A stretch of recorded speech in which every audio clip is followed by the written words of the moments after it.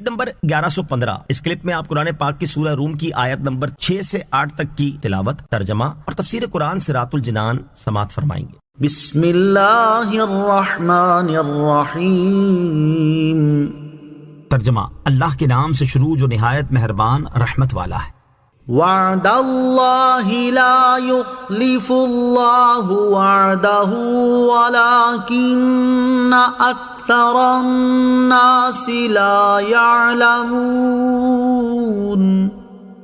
يعلمون ظاہرا من الحیاة الدنیا وهم عن الآخرة هم غافلون۔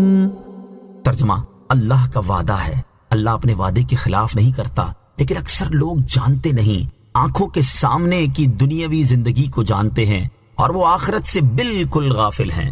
وعد اللہ، اللہ کا وعدہ، یعنی اللہ تعالیٰ نے رومیوں کے فارس والوں پر غالب آنے کا وعدہ فرمایا ہے، اور اللہ عز و جل کی شان یہ ہے کہ وہ اپنے کسی وعدے کے خلاف نہیں کرتا، کیونکہ اس کا کلام سچا ہے اور اس کا جھوٹ بولنا قطعی طور پر محال ہے۔ لیکن اکثر کفار اپنی جہالت کی وجہ سے اس بات سے بے علم ہیں کہ اللہ تعالیٰ اپنا وعدہ پورا فرماتا ہے۔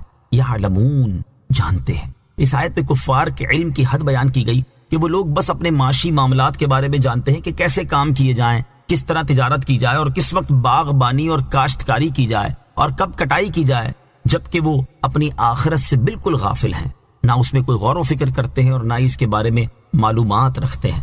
موجودہ دور میں مسلمانوں کی علمی اور عملی حالت، اس آیت میں کفار کی جو علمی اور عملی حالت بیان کی گئی اسے سامنے رکھتے ہوئے غور کیا جائے تو فی زمانہ عمومی طور پر مسلمانوں کی علمی اور عملی حالت بھی ایسی ہی نظر آتی ہے کہ یہ مال کمانے کے نت نئے طریقے اور ذرائع تو بہت اچھی طرح جانتے ہیں اور اس میں جائز ناجائز کی بھی پرواہ نہیں کرتے، جبکہ اپنی آخرت کے معاملے میں انتہائی غفلت کا شکار نظر آتے ہیں۔ اپنی موت، قبر اور حشر کے معاملے کے بارے میں غور و فکر نہیں کرتے اور عقائد، عبادات اور معاملات میں سے جن چیزوں کا سیکھنا فرض ہے اس کی معلومات نہیں رکھتے۔ یہ تو عام مسلمانوں کا حال ہے، جبکہ خواص میں شمار کیے جانے والوں میں سے اکثر کا حال بھی کچھ کم افسوسناک نہیں۔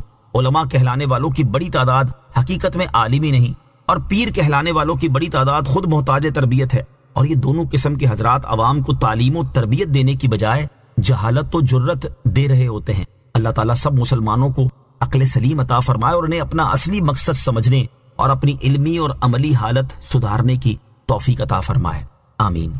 اولم يتفکروا فی انفسهم ما خلق اللہ السماوات والارض وما بینہما الا بالحق واجل مسمى وَإِنَّ كَثِيرًا مِّنَ النَّاسِ بِلِقَاءِ